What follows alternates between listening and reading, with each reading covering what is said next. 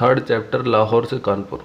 भगत सिंह अपने पिता के नाम जो पत्र छोड़ गए थे उसमें साफ लिखा था कि वे देश सेवा के लिए समर्पित है और उसी काम से आगे बढ़ रहे हैं। वे लाहौर से चले और सीधे कानपुर पहुंचे। श्री सचिंद्र नाथ सान्याल ने लिखा है कि उनके कहने पर भगत सिंह जी घर छोड़कर कानपुर चले गए। पहले पहल कानपुर में मन्नीलाल जी प्रवस्थी के मकान पर उनके रहने का इंतज़ाम किया गया। कानपुर क्षेत्र का काम उन दिनों श्री योगेश चंद्र चटर्जी देख रहे थे। भगत सिंह ने उनके साथ काम करना आरंभ किया। बटुकेश्वर दत्त, अजय घोष और विजय कुमार सिन्हा जैसे क्रांतिकारियों से उनका परिचय वहीं हुआ। पहले कुछ दिन तो अखबार बेचकर भगत सिंह ने अपने खाने पीने का काम चलाया। बाद में श्री गणेश शंकर विद्यार्थी के प्रताप अखबार में संपादन विभाग में बलवंत सिंह के नाम से काम करने लगे। चारों ओर पुलिस सतर्क हो गई थी क्योंकि कानपुर में होने वाली क्रांतिकारी गतिविधियों का कुछ आभास उसे मिल गया था। अतः भगत सिंह को विद्यार्थी जी ने सादीपुर गांव, जिला अलीगढ़ के नेशनल स्कूल में हेडमास्टर बनवा दिया। भगत सिंह के घर के लोग उनके वापस न लौटने से बेहद परेशान थे। किसी को कोई खबर नहीं थी कि वे कहाँ गए हैं। इसी बीच उनकी दादी सख्त बीमार हो गई। बीमारी की हालत में उनकी एकमात्र तड़पन यही थी कि भगत सिंह को बुला दो। वह कहाँ है? सरदार किशन सिंह ने वंदे मातरम अखबार में विज्ञापन छपवाया कि भगत सिंह जहाँ भी हो लौट आए, उनकी दादी सख्त बीमार है। वह विज्ञापन विद्यार्थी जी ने भी देखा, पर उन्हें क्या मालूम था कि बलवंत सिंह ही भगत सिंह है। उन्हीं दिनों भगत सिंह ने अपने मित्र रामचंद्र को पत्र लिखा। उसमें अपना पता भी दिया, पर साथ ही इस बात का जिक्र किसी से न करने को भी लिखा। रामचंद्र ने पत्र आने की बात जयदेव गुप्त से कही, परंतु पता नहीं बताया। सबने बहुत आग्रह किया तो बोले, पता तो मैं नहीं बता सकता, हाँ साथ चल सकता हूँ। रामचंद्र और जयदेव गुप्त कानपुर विद्यार्थी जी के पास पहुँचे तो उन्हें उससे बातचीत करने पर यह पता चला कि बलवंत सिंह ही भगत सिंह है। भगत सिंह दूर से ही अपने दोनों मित्रों को आते देख कहीं छिप गए और उनसे मिले नहीं। लौटकर दोनों ने सारी बात सरदार किशन सिंह को बतलाई तो सरदार किशन सिंह ने विद्यार्थी जी के नाम एक पत्र भेजा जिसमें भगत सिंह को वापस भेजने का आग्रह किया। साथ ही भगत सिंह के नाम एक पत्र भेजा जिसमें दादी की बीमारी की सूचना दी। साथ ही यह भी लिखा कि वे निश्चिंत होकर लौट आए, विवाह की कोई बात नहीं की जाएगी। विद्यार्थी जी के आग्रह से और पिता के पत्र में दिए इस आश्वासन से कि अब विवाह की बात उनसे नहीं की जाएगी तथा दादी की बीमारी की खबर से उनका मन पिघल गया और भगत सिंह कोई 6 माह बाद घर लौटे। उन्हें घर में देख सभी बहुत प्रसन्न हुए। भगत सिंह दादी की सेवा में जुट गए। कभी उन्हें दवा पिलाते तो कभी खूब हंसाते। कुछ ही दिनों में वे स्वस्थ हो गई। वास्तव में उनका रोग यही था कि उनके लाडले भगत सिंह उनकी आंखों से दूर हो गए थे। वे अब आ गए तो रोग भी ठीक हो गया। जबरदस्त संगठन करता। इन्हीं दिनों एक घटना ने सिद्ध कर दिया कि भगत सिंह कितने जबरदस्त संगठन करता है। उन दिनों गुरुद्वारे पर से रूढ़िवादी महंतों का प्रभाव हटाकर गुरुद्वारों की देखभाल की जिम्मेदारी गुरुद्वारा प्रबंधक कमेटियों को देने के लिए अकाली आंदोलन चल रहा था। ननकाना साहब के गोलीकांड और लाठीचार्ज से हुए शहीदों को श्रद्धांजलि देने के लिए शोक दिवस मनाया गया। भुजा पर काली पट्टी बांधकर नाभा के महाराजा ने भी जब शोक मनाया तो वायसराय उनसे सख्त नाराज हुए और उन्हें गद्दी से उतारकर देहरादून में नज़रबंद कर दिया। इस पर मोर्चा ननकाना से हटकर जैतो नाभा में जम गया। सरकारी आदेश अनुसार इन जत्थों को पानी तक पिलाने की मनाही थी। जैतो जाने वाला एक जत्था भगत सिंह के गांव बंगा से गुजरने वाला था। सरकार और उसके भक्त इन जत्थों को महत्वहीन सिद्ध करने में लगे थे, पर राष्ट्रभक्त इनका धूमधाम से स्वागत करते थे। जत्थेदार सरदार करतार सिंह और सरदार ज्वाला सिंह लाहौर जाकर सरदार किशन सिंह से मिले और कहा कि आप बंगा में जत्थे का स्वागत करने के लिए आए। उनका मुंबई जाना पहले से ही निश्चित था, फिर भी उन्होंने स्वागत की जिम्मेदारी ली और व्यवस्था के लिए भगत सिंह को गांव भेज दिया। गांव के लोग जत्थे का स्वागत करना चाहते थे, परंतु सरदार बहादुर दिलबाग सिंह अंदरूनी मजिस्ट्रेट यह ऐलान कर चुके थे कि जत्थे वाले को खाने पीने के लिए कुछ भी नहीं दिया जाएगा, यहाँ तक कि कुओं पर से ढोल उठा लिए जाएं ताकि जत्थे वाले खुद खींचकर पानी भी न पी सके। निश्चित तारीख पर जत्था आया और गांव के बाहर ठहरा तो जत्थे के स्वागत में भगत सिंह ने जोरदार भाषण दिया, जिसमें शहीदों और क्रांतिकारियों की साफ शब्दों में प्रशंसा की गई थी। आतिशबाजी भी छोड़ी गई। भगत सिंह की यह हिम्मत देखकर गांव वालों पर छाया आतंक दूर हुआ और उन्होंने रातों रात मानो दूध, टोकरों में रोटियां और घड़ों में दाल सब्जियां तैयार करके भगत सिंह के घर पहुंचा दिया। दिन निकलने से पहले ही भगत सिंह अपनी उम्र के कुछ लड़कों के साथ सारा सामान सिर पर उठाकर जत्थे वालों के पास पहुंचा आए। यही नहीं, दूसरे गांवों के लोग भी खाने पीने का सामान लाते और गन्ने के खेतों में निश्चित जगह पर रख जाते और जत्थे के लोग उठा लेते। जत्था एक दिन के बजाय 3 दिन ठहरा और तीनों दिन खाने पीने का सामान बराबर पहुंचता रहा। गांव भर में खूब धूमधाम रही। जब जत्था चला गया तो जत्थे वाले गा रहे थे, लाज रख ली भगत सिंह प्यारे ने लाज रख ली। उपरोक्त घटना से सरदार बहादुर दिलबाग सिंह की शान चूर चूर हो गई। उनके मन में बहुत गुस्सा था। कहते हैं कि उन्होंने सरकार पर जोर डाला कि भगत सिंह को जेल में बंद किया जाए। वारंट लेकर पुलिस दरवाजे पर आई तो वे पीछे की खिड़की से बाहर कूद गए और हाथ नहीं आए। भगत सिंह लाहौर से दिल्ली पहुंचे और दैनिक अर्जुन के संपादक विभाग में काम करने लगे। कुछ दिनों बाद जब कानपुर पहुंचे तो गंगा में बाढ़ आई हुई थी। वे लोगों को बचाने और बसाने में जुट गए। अन्य अनेक क्रांतिकारी साथी भी वहीं थे। पार्टी को रुपयों की सख्त ज़रूरत थी और डाका डालने के सिवा और कोई साधन भी नहीं था। कई छोटी बड़ी डकैतियाँ डाली गई, जिसमें कुछ में भगत सिंह ने भी भाग लिया, परंतु डाका डालना उनको कदापि पसंद नहीं था। सफलतापूर्वक काम करके लौटने के बाद भी वे बहुत देर तक परेशान रहते। एक तो उन्हें अपने ही लोगों को लूटना अच्छा नहीं लगता, उनका मन इसके प्रति विरोध करता। दूसरे, वे सोचते कि हमें तो जनता को साथ लेकर इस क्रांति को जन क्रांति बनाना है, पर इस तरह तो हम जनता से और दूर होते हैं। लोगों के मन में हमारे प्रति नफरत के भाव पैदा होते हैं। नौजवान भारत सभा। भगत सिंह कानपुर से लाहौर लौटे और पूरी श्रद्धा से नौजवान भारत सभा की स्थापना में जुट गए। इस काम में उनके प्रमुख साथी थे भगवती चरण। भगत सिंह का विचार था कि जनता को अपने साथ लिए बिना सशस्त्र क्रांति के लिए किए गए प्रयत्न सफल नहीं हो सकते। इसलिए क्रांतिकारी दल और जनता के बीच जो खाई है उसे भरना होगा। सभी क्रांतिकारी साथियों का सहयोग इस संस्था को मिला और शीघ्र ही नौजवान भारत सभा की शाखाएं दूर दूर तक फैलने लगी।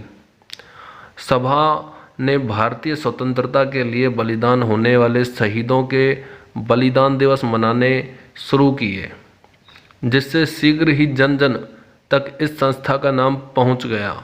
इस सभा के उद्देश्य थे कि समस्त भारत के मजदूरों और किसानों का एक पूर्ण स्वतंत्र गणराज्य स्थापित करना, अखंड भारत राष्ट्र के निर्माण के लिए नौजवानों में देशभक्ति की भावना उत्पन्न करना, ऐसे सभी आंदोलनों की सहायता करना जो सांप्रदायिक विरोधी हों तथा किसानों और मजदूरों को संगठित करना। क्रांतिकारी दल के लिए जोशीले सदस्यों की खोज भी सभा का एक उद्देश्य था। इस काम के लिए भगत सिंह ने लाहौर के विद्यार्थियों की भी एक यूनियन संगठित की थी, जो नौजवान भारत सभा का एक अंग थी। भगत सिंह के इन प्रयत्नों का उद्देश्य था जनता में राजनीतिक जागरण पैदा करना और उस जागरण का समय पर उपयोग करने के लिए क्रांतिकारी दल मजबूत बनाना। इस सभा का नारा था हिंदुस्तान जिंदाबाद। भगत सिंह अब पूरी तरह क्रांतिकारी कार्यों में जुट गए थे। उनका सारा समय नई नई योजनाएं बनाने, उन्हें कार्यान्वित करने, सभाएं करने, जुलूस निकालने में बीतता था। वे आज यहाँ थे तो कल वहाँ। क्रांतिकारी दल को मजबूत करने के लिए देश भर में घूम रहे थे। मन में बड़े भारी मंसूबे थे, पर कई बार जेब में पैसा एक भी नहीं होता था। दिमाग भारत की स्वतंत्रता के सुंदर सपनों में भरा था, पर पेट खाली था।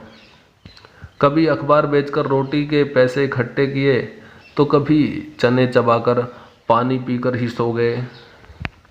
उन्हें अपनी सुध ही कहाँ थी, वे तो मातृभूमि की स्वतंत्रता के दीवाने थे। चैप्टर 4 दशहरा बम कांड और उसके बाद। 29 जुलाई 1927 को भगत सिंह अमृतसर स्टेशन पर उतरे। चारों ओर देखने के बाद कोई उनका पीछा तो नहीं कर रहा। वे स्टेशन के बाहर निकल गए। कुछ ही आगे बढ़े तो उन्होंने एक पुलिस वाले को अपनी ओर आते देखा। वे तेज चलने लगे तो वह भी तेज चलने लगा। वे दौड़े तो वह भी उनके पीछे दौड़ने लगा। आगे आगे भगत सिंह, पीछे पीछे वह सिपाही। दौड़ते बचते एक मकान के बोर्ड पर उनकी निगाह पड़ी। लिखा था सरदार शार्दुल सिंह एडवोकेट। भगत सिंह आंख बचाकर मकान के भीतर चले गए। एडवोकेट साहब मेज पर बैठे फाइलें देख रहे थे। भगत सिंह ने बड़े आराम से सारी बात उनसे कही और जेब से पिस्तौल निकालकर उनकी मेज पर रख दी। एडवोकेट साहब ने पिस्तौल मेज की दराज में रखी और स्वयं बाहर जाकर टहलने लगे। कुछ ही क्षणों में पुलिस वाला भी वहां आ पहुंचा। सिपाही के पूछने पर कि एडवोकेट साहब ने उत्तर दिया, हाँ आया तो था एक नौजवान दौड़ा दौड़ा। एक तरफ इशारा करते हुए बोले, उधर गया है। सिपाही उधर ही भागा। दिन भर भगत सिंह घर के भीतर रहे। रात को पिस्तौल वकील साहब के पास छोड़ छहराटा स्टेशन से रेल में बैठ गए। लाहौर स्टेशन पर उतरकर वे कुछ देर प्लेटफॉर्म पर खड़े रहे। पिस्तौल उनके पास थी नहीं, अतः वे निश्चिंत थे।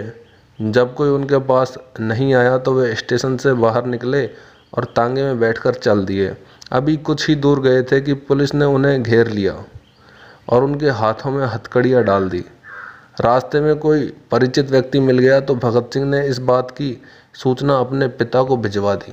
इस गिरफ्तारी का कारण था दशहरा बम कांड। 1926 में लाहौर में दशहरे के मेले में किसी ने बम फेंका था, जिसमें 10-12 आदमी मर गए थे और 50 से अधिक घायल हुए थे।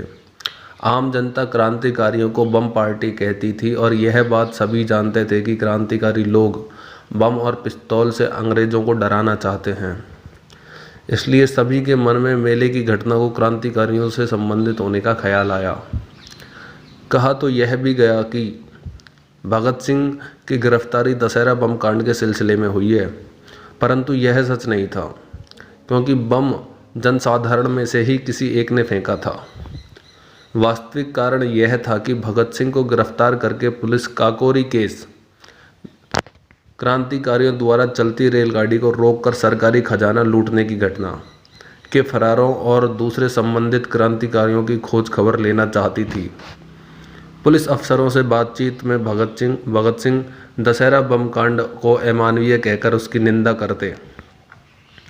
फिर भी काकोरी केस के फरारों तथा दल की अन्य गतिविधियों को जानने के लिए भगत सिंह को भांति भांति के कष्ट दिए गए।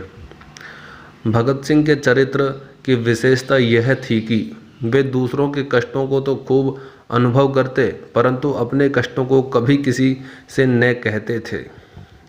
उन्होंने अपनी चाची श्रीमती हरमन कौर से बताया था कि उनके मुँह पर गर्म तारकोल का तवेरा चढ़ा दिया जाता था ताकि दम घुटने से वह भेद बता दे।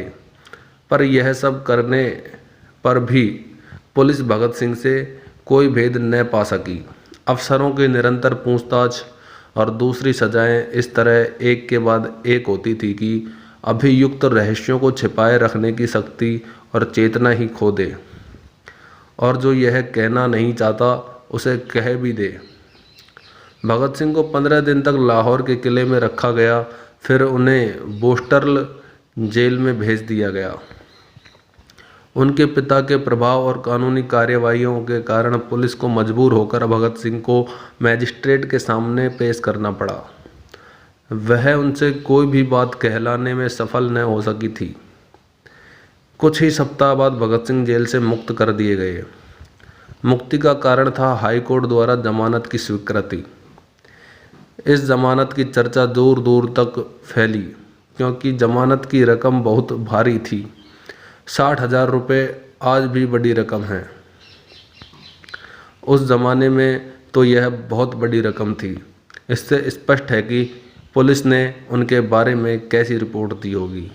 फिर भी हाई कोर्ट के जज जमानत मानने को मजबूर थे क्योंकि पुलिस की रिपोर्ट में भगत सिंह के विरुद्ध संदेह चाहे लाख थे, परंतु न तो भगत सिंह की स्वीकृति का एक ही शब्द था और न ही ऐसा कोई प्रमाण जो अदालत में टिक सके।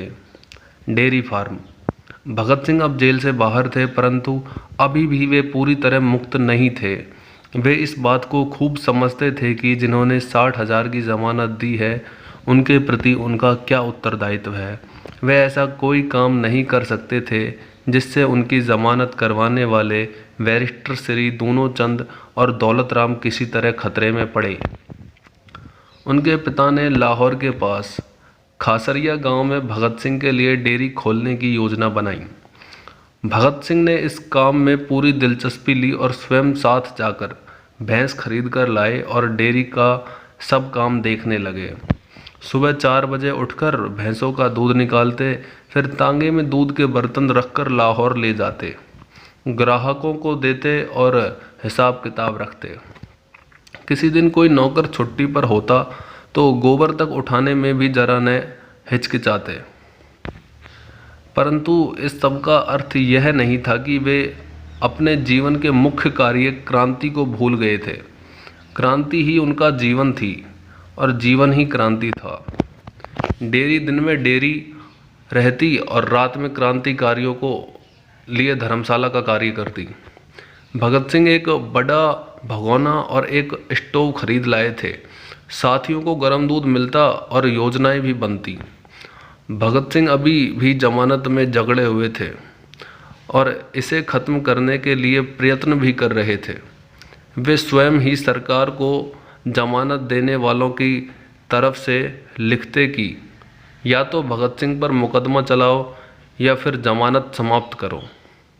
समाचार पत्रों में भी इस संबंध में चर्चा होती रहती थी। काउंसिल में एक मेंबर द्वारा सवाल उठाया गया कि यदि सरकार के पास सबूत है तो वह भगत सिंह के खिलाफ मुकदमा क्यों नहीं चलाती। 2 मेंबरों ने भी ऐसे ही प्रश्नों का नोटिस दिया, अतः सरकार को जमानत समाप्त करनी पड़ी। जब तक जमानत समाप्त नहीं हुई, भगत सिंह ने डेयरी के काम के साथ साथ बहुत से ऐसे लेख लिखे जिनका संबंध क्रांतिकारियों से था। वे हिंदी, उर्दू, पंजाबी तीनों भाषाओं में लिखते थे। अमृतसर से निकलने वाली कीर्ति नामक पंजाबी पत्रिका में और उर्दू के अकाली में उनके बहुत लेख छपे। नवंबर 1928 में चांद पत्रिका का फांसी अंक प्रकाशित हुआ, जिसमें विप्लव यज्ञ की आहुतियाँ के शीर्षक से क्रांतिकारियों पर बहुत से लेख भगत सिंह ने लिखे। भगत सिंह ने बहुत परिश्रम से क्रांतिकारियों के चरित्रों के साथ साथ उनके चित्रों को भी खोज निकाला था। उन चित्रों की उन्होंने स्लाइडें बनवाई। नौजवान भारत सभा के मंच पर मैजिक लालटेन के द्वारा समय समय पर उनका प्रदर्शन होता था और साथ साथ उन वीरों की कहानी भी सुनाई जाती थी। काकोरी के शहीदों की स्मृति में काकोरी दिवस मनाया जाता था। उसी जलसे में मैजिक लालटेन खराब हो गई और बिना रोशनी के तस्वीरें आनी बंद हो गई। किसी को कुछ सूझ नहीं रहा था कि भगत सिंह ने तुरंत एक मोटी मोमबत्ती जलाई और उसकी लौ को दूसरे हाथ से हवा से बचाते रहे।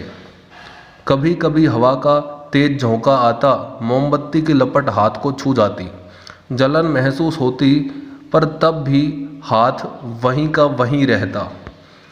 अंग्रेजी राज में उस युग में शहीद दिवस मनाना तो दूर की बात थी, शहीदों का नाम तक लेने से पुलिस के कोड़ों की मार अथवा जेल में बंद कर दिए जाने का भय होता था।